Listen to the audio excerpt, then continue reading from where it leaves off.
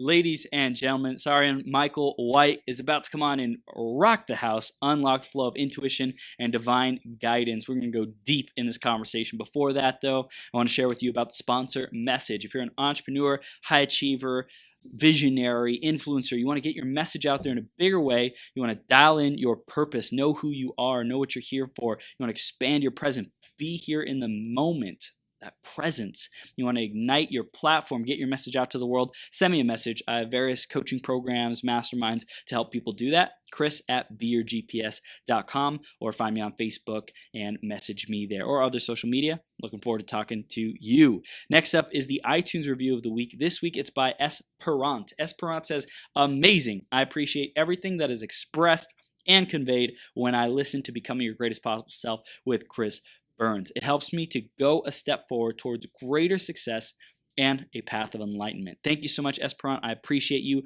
If you are listening right now and you want to give us a review, you want to help us become a better podcast, a better show for you, and empower you even more, get the best of both worlds, go to beyourgps.com/iTunes, or search Becoming Your Greatest Possible Self on the iTunes store and give us a review. Let us know what you want more of, what you love, what you want to see differently of. And of course, subscribe so you can get all the latest episodes right to your iTunes, right to your device or computer, whatever it might be. Thanks so much. Thank you for joining on the journey. Thank you for becoming your greatest possible self.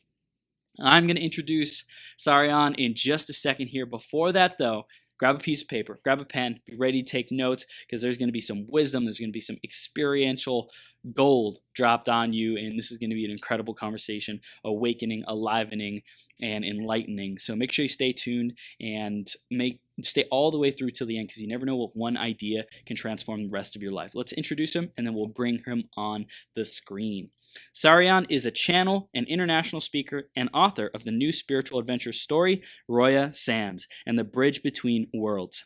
Inspired by visions of humanity's peace potential, part of his global mission is to link people with the emerging resonance of humanity, or of human unity, through his inspired writings and speeches. Saryon is also the founder and teacher of the School of Manifestation, an educational project to help people develop a lifelong conscious connection with the realm of their spiritual guides. As a channel and spiritual reader, his private sessions are an invaluable resource, according to his clients. And we are blessed to have him here with us today. Are you ready to rock the house, Saryon? I am. Dude, welcome. You're now live on Becoming Your Greatest Possible Self. Thank you for being here and sharing your wisdom and guidance and just all your gifts with our audience, man. I appreciate you.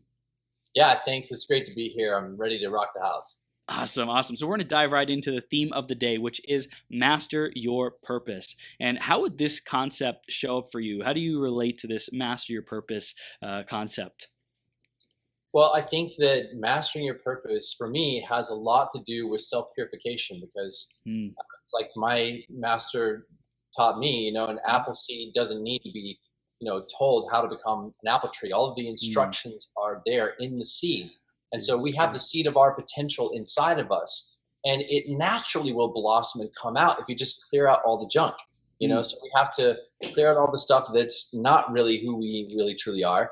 And that is a process of self-purification. So if we commit to that process, if we really dig deep and get support sometimes as well, that's why coaching is so big, is because we're all starting to realize that, we're an interdependent species. We need help seeing past our own blind spots, and we need to get clear and purify ourselves so that the best of us can naturally begin to blossom.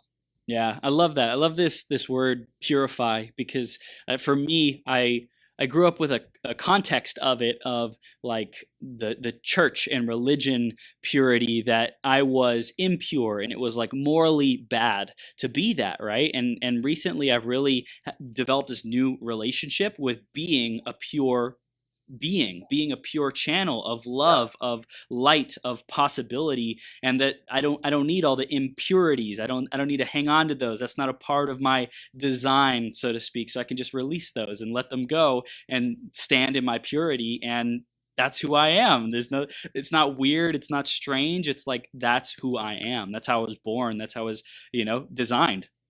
Exactly. And the impurities, the flaws, the imperfections, That's what gives us our compassion for others and Mm, for ourselves. that's good. And if we didn't have those flaws and imperfections, then we wouldn't understand the teaching of compassion in the same way.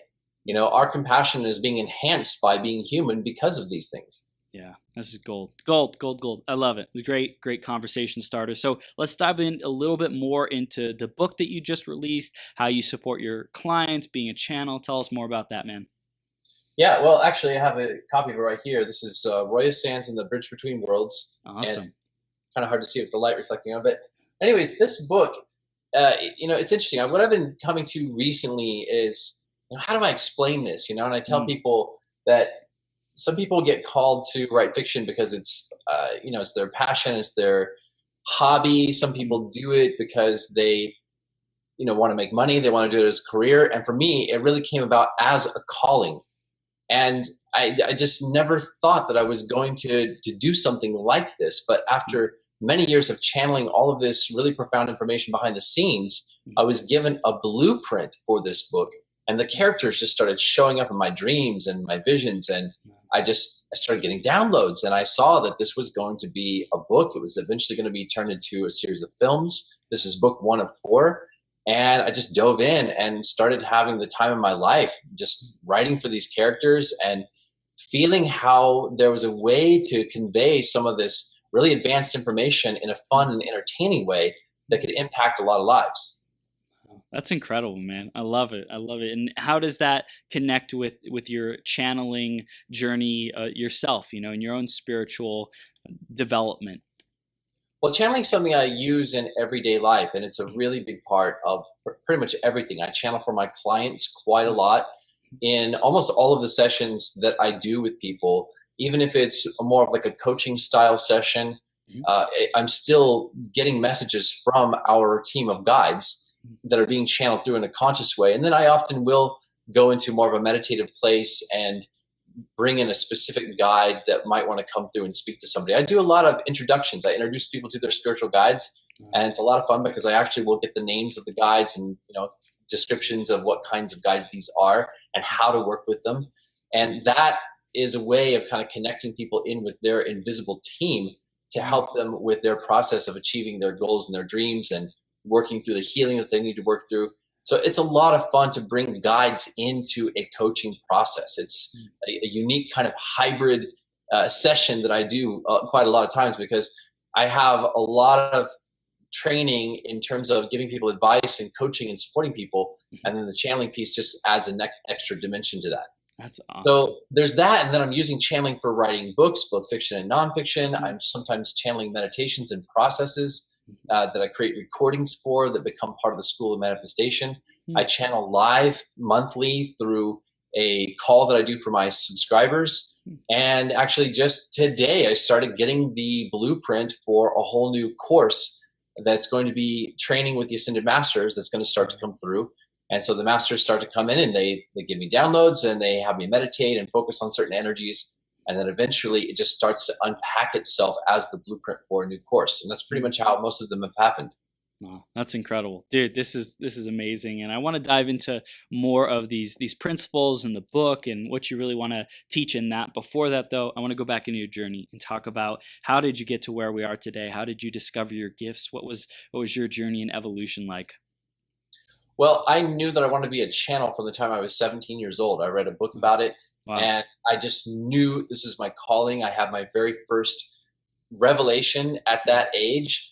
And I actually had predicted that I was going to go through some kind of a spiritual awakening only a year before. When I was 16, I wrote a paper about my spiritual awakening. Wow. And I must have known something was coming, but I had no idea how dramatic it was going to be. So I had a full blast opening download of light and saw books I was going to write in the future, saw work that I was going to do with the angelic realms. That all happened within a couple of years in my teens. But it took a long time of going through the training that was being laid out and a lot of different life experiences to get me to where I am today.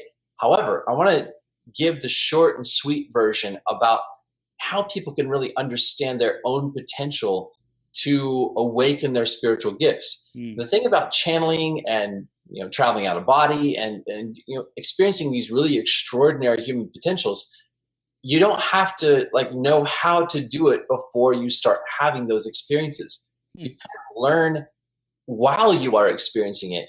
And so what you need the most is the intention to learn and the willingness to learn. Hmm. If you have the intention to learn and you passionately are desiring to go there and you're willing to allow yourself to be trained, then there's all kinds of spiritual forces of love and light that can start showing up in your life and opening your inner senses, opening the other dimensions of your being. I mean, we're multidimensional beings in the physical. Yeah. And there's all kinds of doorways that can be opened energetically, but we have to be ready for that journey. We have to choose into it, because if you don't have at least somewhat of an inclination towards the self-purification part of this process, then there's already going to be a little bit of resistance to opening up to these energies, because what you find out through becoming available to divine guidance is you get to see where you're getting in your own way. It's one of the things that starts to become very apparent. Yeah. Yeah, I love that. And it's like the intentionality is everything. It's like what is they say in the Bible, if you seek, ye shall find kind of thing. It's like, hey, do you want to have access to these different powers, these different gifts and abilities that are already, lying dormant within us, so to speak, or maybe we've activated them already or used them in different ways, but to gain mastery, to really grow in our abilities to use them, it's like just keep seeking the information. And, we come across people like you, like I attracted you onto this platform because this is a conversation that I resonate with at some level and want to expand in myself and really develop these types of abilities and develop my awareness, develop my own superpowers. And that's why I'm attracting you and another amazing guests on the show, and it's like I call it superpowers, and really we're all equipped. We're all equipped with these epic powers and abilities and gifts. And I like to relate to them like that because it makes me feel like a superhero. Yeah, absolutely. One of the keys that I found to developing these is that all of these different gifts and abilities that we have, whether they're dormant or partially open and partially realized, we weren't really given these gifts for personal use as much as they were given Mm. to us for the service of others. Mm. And so if you really get grounded in the service piece of this, that's what's going to expand your gifts the most. Mm. When I'm walking around the average day, I don't feel like I'm psychic. I don't feel like I'm particularly, uh, super conscious or anything. But when I am with a client, when I'm Mm. with a group of people, when I'm focusing on my intention to serve, then the higher self comes in. Then the spiritual energies come in and open the gifts so that they can be used by higher beings through us to serve people. That's a huge distinction, man. Because I think a lot of people make themselves small because they don't want to have like a big ego or whatever it might be. Something that gets in the way, the self image that becomes greedy or like it's based in a impure thought or desire, and that's what it comes from, wanting to be popular or needed or loved, and fear more comes from fear. Yeah, that's a great distinction, wanting to be popular and needed. Yeah. The thing is that once a person's abilities start to open, it's very easy for the ego to attach itself to those abilities, Mm. and to look at like, how can I make use of this? How can I, the ego, benefit from these abilities? And that's usually what stops the process. Wow. It certainly puts a big kink in the process for a lot of people. And I've seen this. I've seen a lot of people that have started to experience the opening of their third eye, and it's open maybe just a pinhole. Mm. And I want to give some perspective to this, because if your third eye is open just even a pinhole, that's still a lot. I mean, there's a lot that can happen. You're having visions, you may be starting to have out of body experiences, you may be getting all kinds of psychic impressions. There's really a lot that can happen with that small little opening. However, many people don't go further because they become enamored with their abilities, and they think like, oh wow, I'm so much more awake than everyone else around me. And and they start to identify with the gifts and abilities instead of taking that non-ownership approach and to Mm. say, I don't own these abilities, they don't belong to me, they belong to the divine. Wow. And I'm not going to identify with the abilities more than I identify with who I am as an equal with all other human beings. Mm. Wow. So it's like to be able to expand our maximum utility of these gifts, it's really to trust in something bigger than us, because the bigger thing than us, the creator, God, universe, source, whatever it is, like coming through us, has infinite capacity. But if we identify with it, then we say, wow, isn't that amazing? We're astonished. We take ownership of it. And when we take control or ownership of it, then we probably restrict it. We restrict its potential. We label it, we box it, and relate to it in a certain way, versus being open and having it be able to transform and evolve freely. Yeah, exactly. That's awesome. Awesome, dude. I love it. I love it. So as far as how your coaching evolved and these gifts evolved for you, you wrote the book because you wanted to be able to convey some of the principles in it that maybe wasn't as easy just to go write a blog post, or go teach someone or create a video on. Is that the case? You wanted to be more effective at conveying the information? Yeah, well, I would say that some of the information I've received really is kind of on the fringe for a lot of people. Yeah. Now I've kind of been living in these worlds for most of my adult life, but for the average person, thinking about timelines way into the future, and how our collective choices now may be adding up to these various probable worlds, that's not something that most people are thinking about. And so this book allowed me to kind of give people a vision of the optimal, highest potential version of humanity's future, versus how things could be skewed by various influences that want to take us down a different path. And there's a lot of discernment that went into this. I mean, there's a whole teaching of discernment that's so profound that once you read this book, you won't be able to see the world in quite the same way. You will have literally new lenses of perception through which to perceive human energy, through which to perceive even some of the things that we're seeing in advertising and mass media. You'll have new eyes with which to see and have greater discernment about the things that are being pushed on us to gradually shape the timeline in a certain way over time. And you said that we get more of a clear vision on the optimal version, and because we have that optimal version in our minds, and we have these new eyes to see what we used to be unconscious to, now we can make a conscious choice to that optimal version more often. Yes, I want to come maybe to one of the most important points, which is that we are on the verge of discovering the dormant potentials of our brains, because our nervous systems and our whole beings were designed to be networked together. Human beings were designed to experience networked intelligence, and there is a collective platform for human intelligence that is coming online globally. And we are naturally connected to it because it is a part of us. It's a part of our brains. It's a part of our chakras. It's a part of our multidimensionality, and it's a part of the earth. And that's something that is completely natural. We could evolve along a certain pathway where we actually transcend the use of the kind of information technology that we have today, because our own brain capacity really goes beyond what computers are even capable of doing.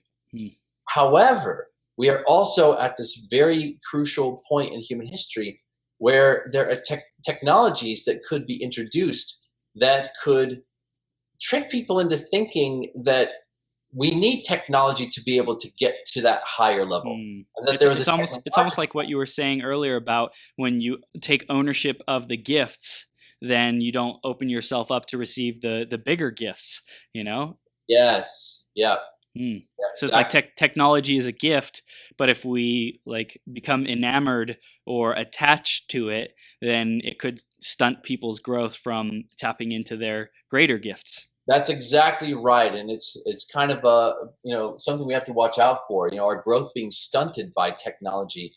So imagine if I were to put an augmented reality headset on your head, and you would be able to see a digital reality that's being projected into your eyes, but it's overlaid on the whole world around you. And there's all kinds of things. You can walk around outside and you can see things that are being, seemingly appearing holographically in the sky, but it's being projected into your eyes. But it's this digital environment. And what if it's such an advanced technology that your mind can actually interact with things and that you can manipulate the digital environment with thought alone. You know, these kinds of thought sensitive technologies are probably one of the greatest dangers, because to be entranced with such a digital experience, it would make people feel like they're psychic because their computers are responding to their thoughts. But if our minds and our brains become entrained with technology in that way, then it will cause us to lose touch with what's possible naturally. And part of the real danger here is that there's a place inside of us that actually fears the greater levels of intimacy that are beginning to open up through this connection to this global grid of new consciousness. You know, there are profound states of intimacy that are possible, you know, heart to heart, mind to mind, body to body, psychic, empathic states of connection and bliss that we can start to experience with each other. We can actually share our soul's knowledge as resonance, and to pass knowledge back and forth, to eventually share memories as if you could just roll your memories up in a ball and pass it over to somebody telepathically, and then they could view those memories internally and absorb the knowledge and the experience of them. Now imagine if that was our human experience with everyday life and with people. And I know we're a little ways away from that. You know, we have a ways to go, but the book is very cleverly designed to teach you about that potential and to entrain you with what's actually opening up in the world right now that is supporting these kinds of experiences to become available. I'm speaking from experience. I mean, I'm talking about experiences I'm already having. It may not be the norm yet, but this is real stuff. It's not science fiction, even though it happens to be in a fiction book. Yeah, no, I love it because what you said about the augmented reality, I was like, man, that's my dream, you know, the vision of, because I'm like such a tech generation, you know, playing video games. I'm like, that's my dream, and I wanted to do it for personal development, you know, to give people an augmented reality device to pop up choices to help them make better choices and, like, you know, benefit humanity. And if there was a more aligned and connected way that we could do it natural way, then obviously we would choose that. But I see technology and I'm like, oh, there's such an opportunity for it. And there's also the double-edged sword of, like, once it starts, is there a stopping it? Is there a way to, you know, cap its evolution? And, like, I think in terms of technology, there's always that capacity that it can turn the other way so fast, you know, with software, with people's malicious intent or whatever it might be. And if we have our energies and purify our bodies and our minds and our souls, so to speak, and get that aligned, then we're able to show up and really master that instead of relying on the technology. Yeah. You know, I think that there are places for these technologies, but the discernment that I was given is that there have been other worlds that have gone down this pathway of becoming married to technology. Becoming married to technology is what traps beings in the physical. And our choice basically is between these two different bridges that we can cross. Crossing a bridge of reconnection into the hidden dimensions of the natural world, becoming married to the Gaia resonance field, as that energy is strengthening and arising to unify us naturally as a human species. That is one potential. And then there's this other potential where we become married to immersive technology. And what my guides have said is that on other worlds, once a culture, as a culture-wide experience, even if it starts in one part of the world and it takes time to spread to the other, once a culture becomes married to technology in this way and adopts immersive technology, a technology that you wear that becomes like an extension of your mind and your brain. Once that happens, it's very difficult for a culture to back out of that. Man, this is some real stuff, dude. I love it. I love it. It's very, very powerful. So I wanted to really talk about unblocking that flow of intuition, of you know, really tapping into our power. Let's dive into that conversation too. Yes. Well, I've been thinking about this a lot, and you know, how can I give people the most encapsulated you know, piece of truth that they can wrap their mind around? And one of the things that I think that happens very, very commonly is that we filter our guidance. We're filtering guidance a lot of the time. It's very difficult for people to hear their guidance sometimes because of the filters. And so we want to take a look at, what are our filters? What do those filters look like? And for a lot of us, the filters are created in part through having our priorities out of order. So there's something that we all have done as well, or experienced to some degree or another. If you think about it, we were all born with a tremendous amount of potential. We were born with the potential to make a difference in the world in a way that was just bigger than our parents and the people that raised us were able to see. So just think about that for a moment. We all have more potential that we were born with than anyone could see inside of us. But some part of us always knew that it was there. We knew that we came here to make a difference. We knew that we came here to do big things in the world, but nobody could see that inside of us. It would take a very, very conscious adult and parent to be able to grasp how much potential is there as a seed of humanity's whole future inside of a young child. And so we've all had these experiences of feeling unseen, unrecognized, unheard, and thus it creates a feeling that we're unsupported. Well, there's another aspect of this, and it's that it's very difficult sometimes to break out of the value system of the generations that came before us, and specifically the people that raised us.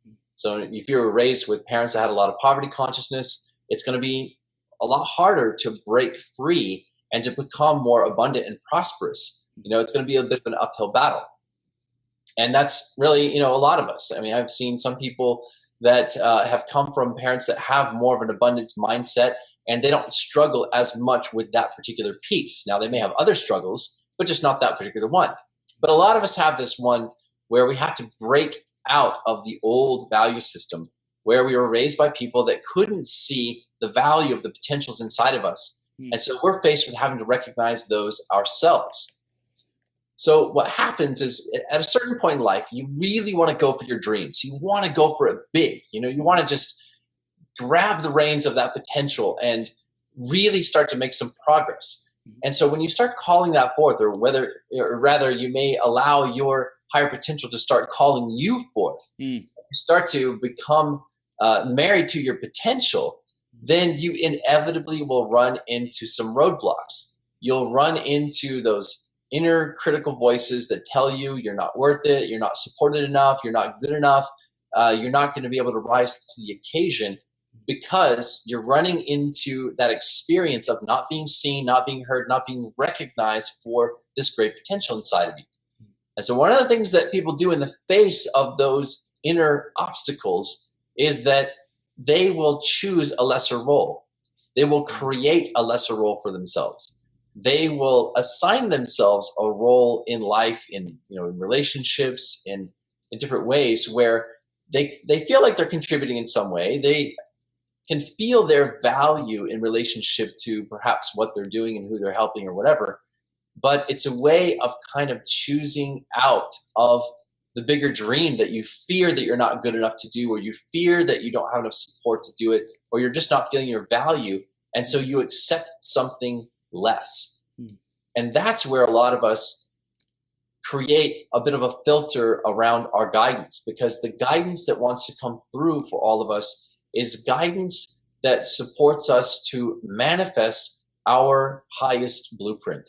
And if we're choosing out of it because we're making a lot of lesser priorities higher priorities, because that feels more comfortable, it feels more safe, then we're blocking our guidance, because a lot of times the guidance is saying, you know what you're focused on right now is a lower priority than you're making it.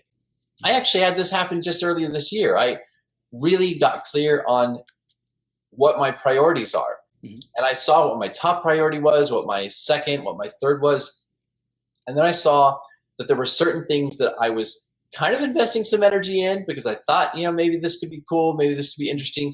But my guide said, no, those are lower priorities. Well, even though I had that information, I saw that there was still a part of me that was wanting to take the lower priorities and to bring them up and make them bigger than they were meant to be, so that I couldn't get to what was really important.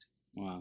And so you can create this experience where it feels like you're always too busy to pursue your big dream. There's always something in the way. There's always this thing I've got to take care of. There's always some excuse to choose out of committing to something that actually would really stretch you out of your comfort zone. So we have to get clear on what our real soul's priorities are. You know, the priorities from a soul level, because when we get clear about that, then we can start to set down those lesser roles and lower priorities. And that creates a more clear path to the flow of guidance that wants to come in and accelerate us and reveal to us the grace and the support that's really there. Now, I hope you don't mind if I keep going, because I'm on a roll with like laying this out. And there's one more piece to this, because when you really start to choose in to your bigger dreams and goals, and you start to take steps and you're stepping out there, you're going to run into these obstacles, and you're going to run into that, you know, that inner critical voice that says, you know, you're not good enough, you're not worthy, it's not going to work. And you might even feel that tendency to choose a lesser role. But once you've sorted out not doing that, then you have to figure out how to face this. You have to figure out how to find your voice.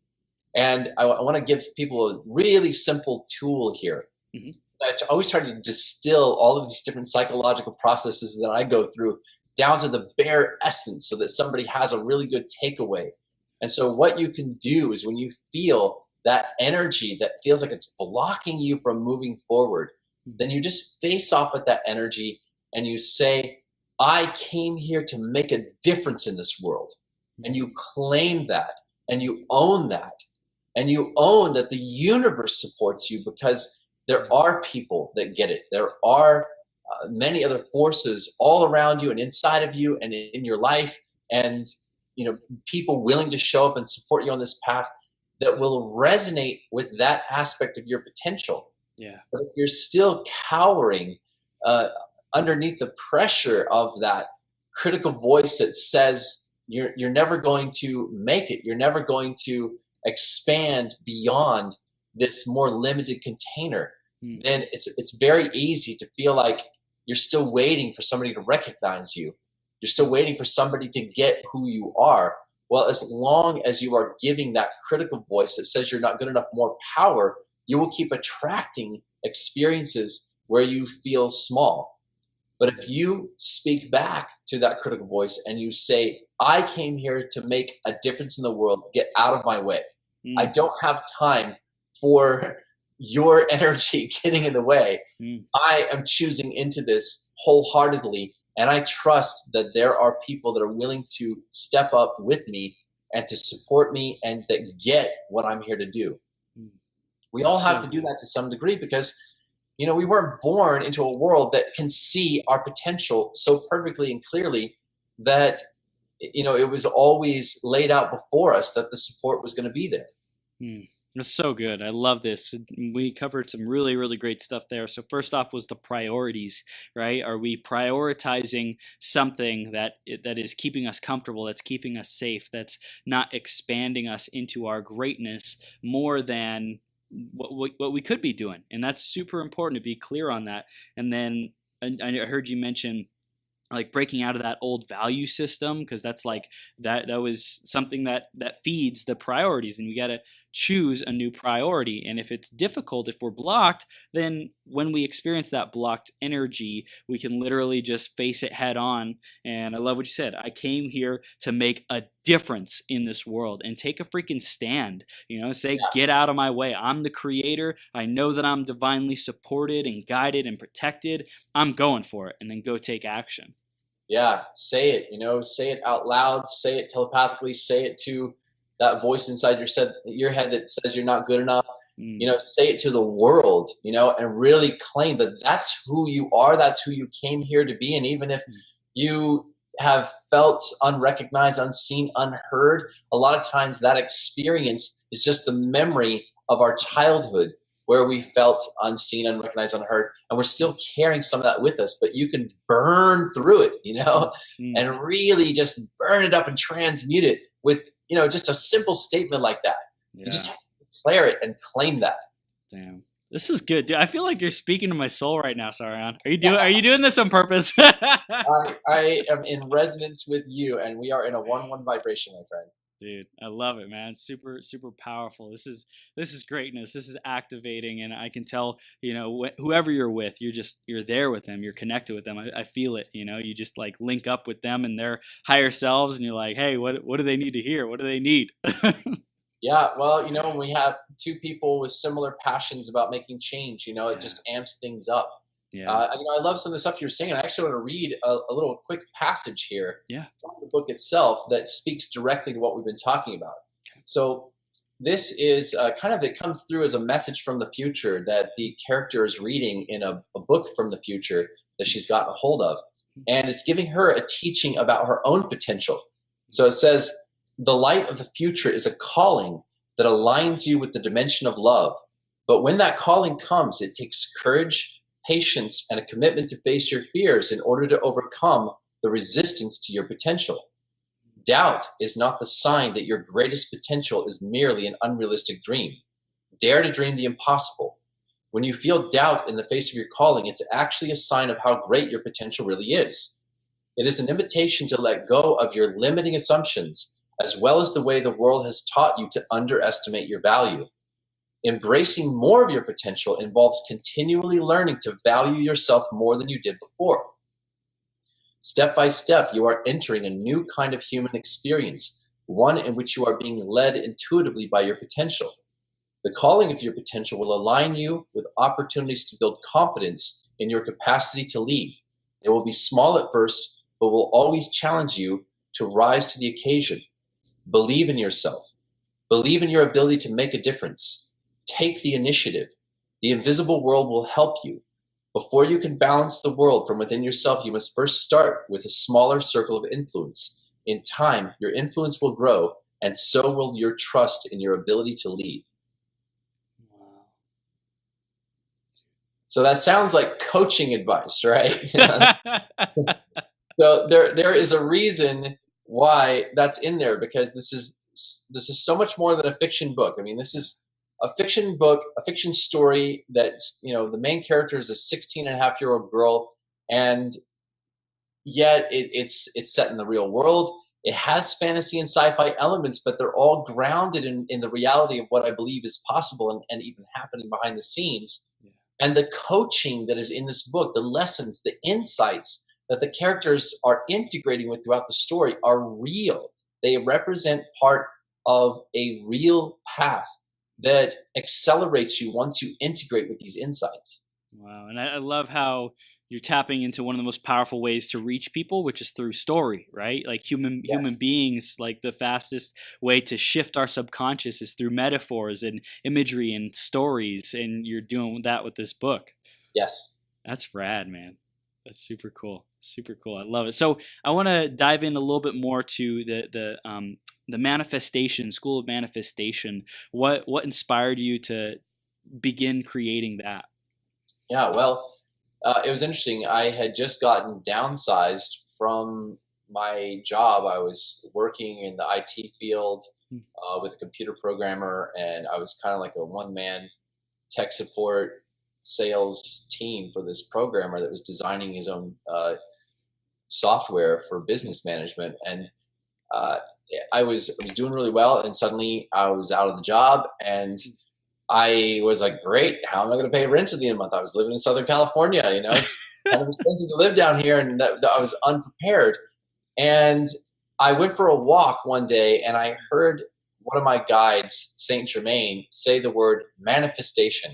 I was like, okay, this sounds like the title to something, like the title to a book. I mean, are we going to do an ebook together? What's going on here? And he instructed me to go home and meditate, and I did.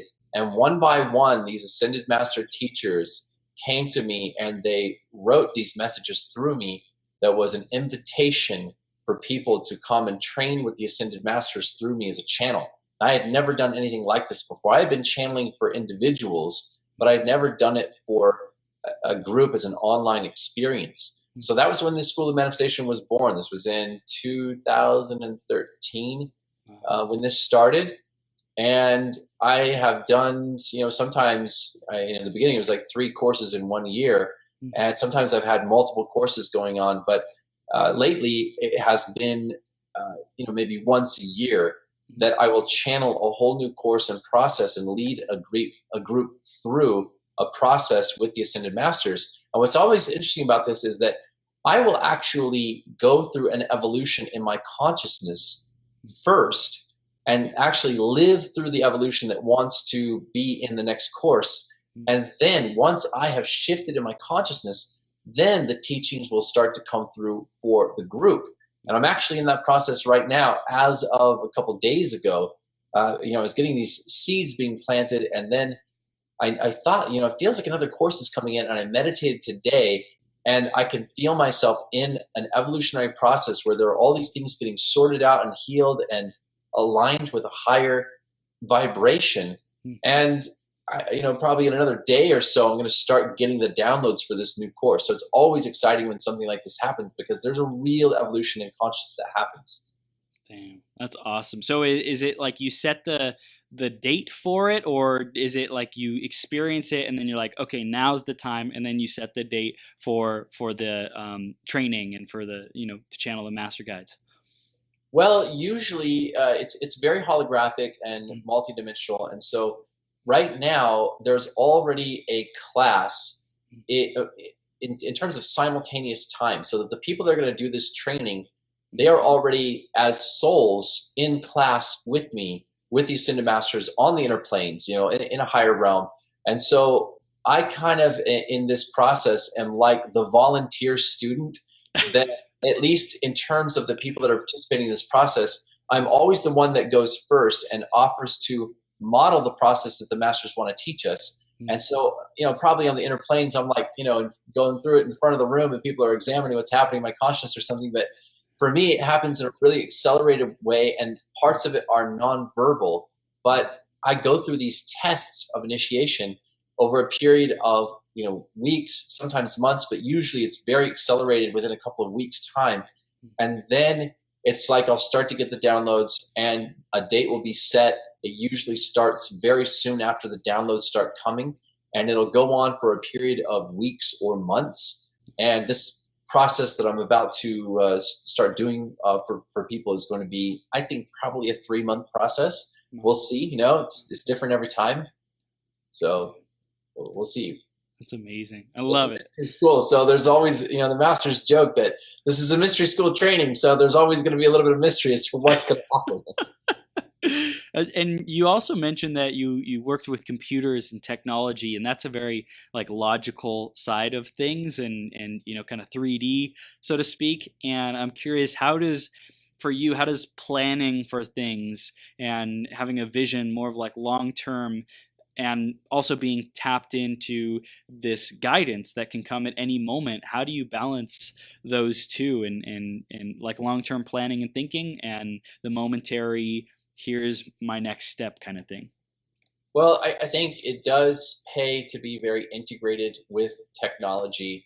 I wish that we were already beyond it and we were all just a telepathic race, but right now the technology that we're using is a stepping stone, and it is playing a role in helping us to become networked together. Totally. It's definitely a stepping stone in that regard and has a role to play. But I'm integrated with all of these processes enough now that it doesn't take a lot of planning. I kind of live life moment to moment. And I honestly never really know how I'm going to pay my rent each month. It's like we're making it up as we go along. 1 month I'll have a flood of clients come to me. The next month I'll get the inspiration for a course that I'm here to create. Sometimes I'll fly out to some other city and work teaching classes and workshops and doing private sessions for people. And there's all kinds of ways that resources can come. And for me, my training is about not being attached to any one particular resource. You have to just learn how to be in the flow, to constantly let go and surrender and give it over to the divine, and stop trying to solve all of the problems from a linear level of thinking. Speaking my soul again, man. Yeah, it's incredibly freeing though once you realize that you don't have to have it figured out all the time. You can channel a blueprint for the manifestation of your life and your work and your ability to, have the means to, create here in the physical, where you have to pay bills and you have to, be on top of things financially. You can do all of that and also live in spontaneity where you just don't know what's going to happen next. I've actually been doing that for, gosh, it was started in 2013.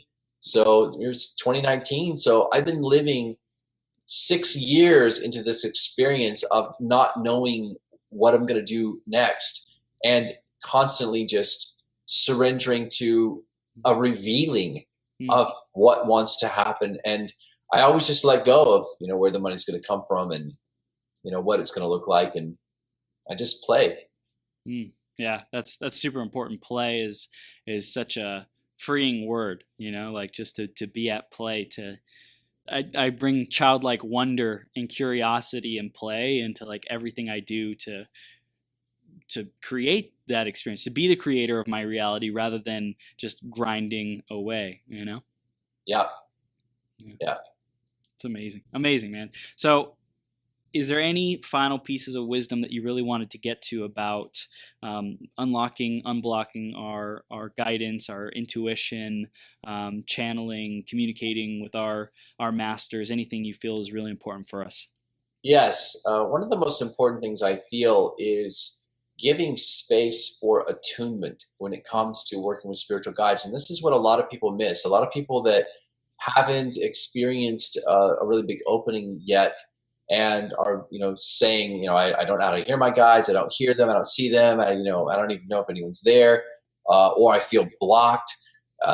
In fact, if you're one of those people that says, I feel blocked, like maybe you have these inner senses and you have a capacity to channel, but you feel blocked. I have never experienced that being blocked actually prevents me from channeling. Now, logically, you might think that, like, I don't feel like I could channel right now because I feel totally blocked and shut down. But what I find is all you have to do is bring however you're feeling to the table. You just intend to put it all out there and to say, hey, this is how I'm feeling. What can you teach me about this? And you still intend to channel and receive guidance. And oftentimes you'll get the connection even though you are blocked. And it's like the channel knows how, or the guides know how to embrace everything that's there and to work around where you're blocked and to even create a teaching out of it. I've had that happen so many times where I was committed to channeling for a group of people, but I was feeling totally blocked going into it. And yet I just showed up and I surrendered, and the masters created a teaching out of exactly what I was going through. And it was amazing. But I want to come back to the attunement piece, because a lot of times people when they haven't developed their relationship with their guides very much yet consciously, people can very easily get in this habit of trying to interrogate their guides for information. And so basically your relationship with the guides, the conversation consists of you and trying to get information out of them. Should I do this? Should I do that? Is it a yes or is it a no? Like, what do I do about this? And so we're always asking these questions, and we're not actually taking the time to attune to them. So you got to remember, these guides are your best friends. They have your best interests at heart. They know you better than anyone. These guides are beings that you knew before you came here, and you said, you know what, I want you to be the ones that I'm trusting my life with to help me make sure that I get done the things that are important to me. And so I'm trusting you to be my guides. So these beings are beings that are worthy of being acknowledged, of being,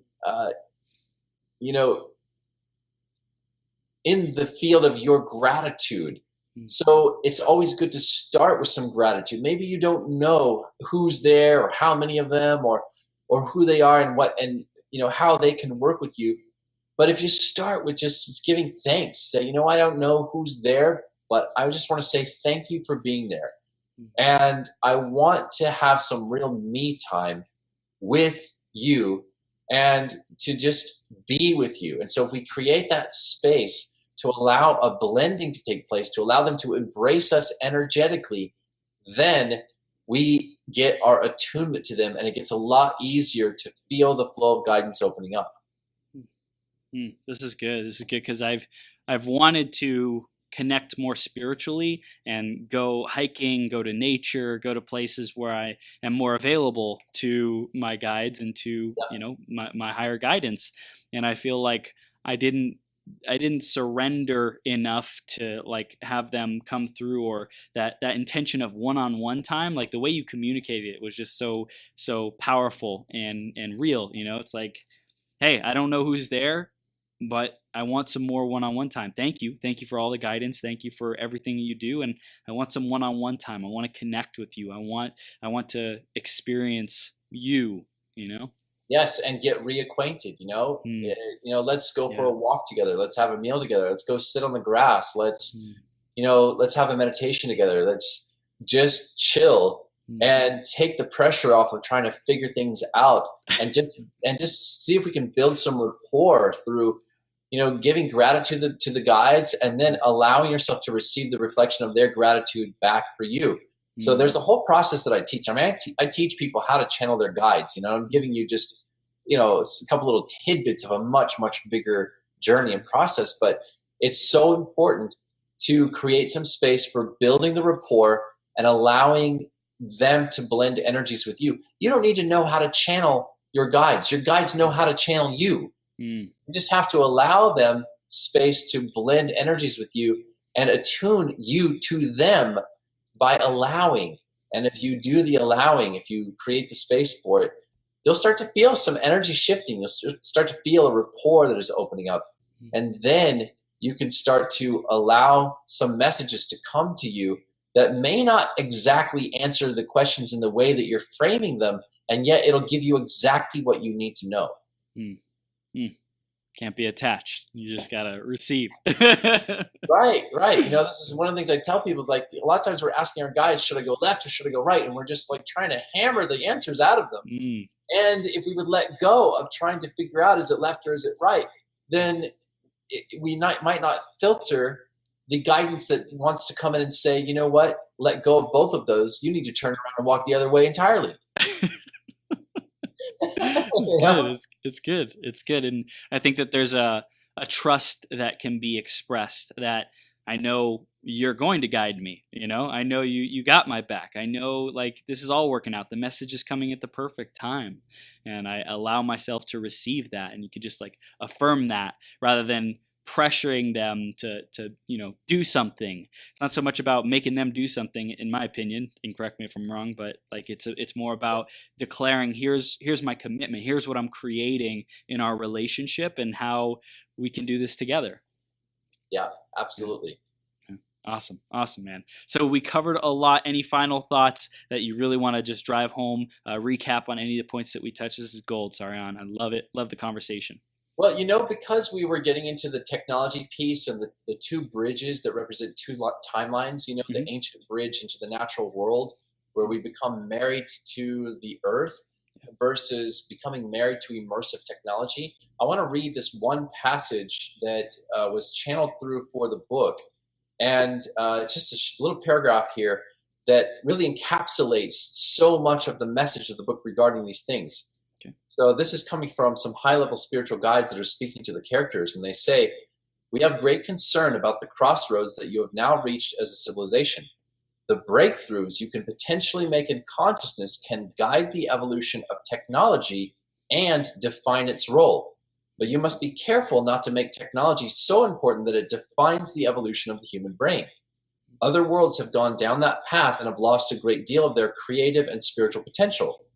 Many influential minds want to trap humanity in an addictive relationship with technology so they can manipulate and control that version of reality. You must be very careful at this stage. While technology may be helping you become more networked in ways that support the global awakening, dependency on electronics also inhibits your view of what your brains and minds are really capable of through natural conscious evolution." It's gold. This is gold, man. It's okay. So our audience wants to stay connected. How do they take the next steps? What can they continue to do with you, man? Well, of course, I would love for people to dive into all of the insights and the discernment and the prophecies even about their own potential through this book, Roya Sands and the Bridge Between Worlds. So, I mean, this is fresh, new information that's designed and power-packed to have a transformative effect. So if you go on Amazon and you just read the reviews, there's like 35 5-star reviews on there of people that have read this and have been impacted by it already. And so just, go on Amazon and look for this. And then if you go to saryon.com, you can get access to, all of the things that I have to offer, from the private sessions that I do, and as well as the School of Manifestation. You can actually get a bonus class about opening to channel that's free as soon as you sign up on my mailing list on that particular website, saryon.com. And then, once you're on the mailing list, you're going to hear about this new course that's coming up, and all kinds of fun stuff that I'm releasing. I'm also putting a lot of stuff up on YouTube now. I've got a Facebook page that is just booming with all kinds of new content that I'm putting on there for people, from short videos to longer presentations, channeling the Ascended Masters. So look for me on Facebook, look for me on YouTube, and really just type in Saryon. There's really not a lot of very well-known Saryons in the world. So Saryon, put that in YouTube, and or Google me, and you'll find tons of my articles and videos. I'm a really, really easy person to find on the internet. Dude, it's awesome. I love what you're doing, man. Everyone who's listening or watching, if you felt yourself expanding in this conversation, as I know I did, definitely stay connected with this man. You are an amazing human being, bringing so much light and love and expansion to the world. I appreciate you, dude. Thank you for being here. Yeah, thanks a lot, Chris. Awesome. We'll see you soon, okay? All right.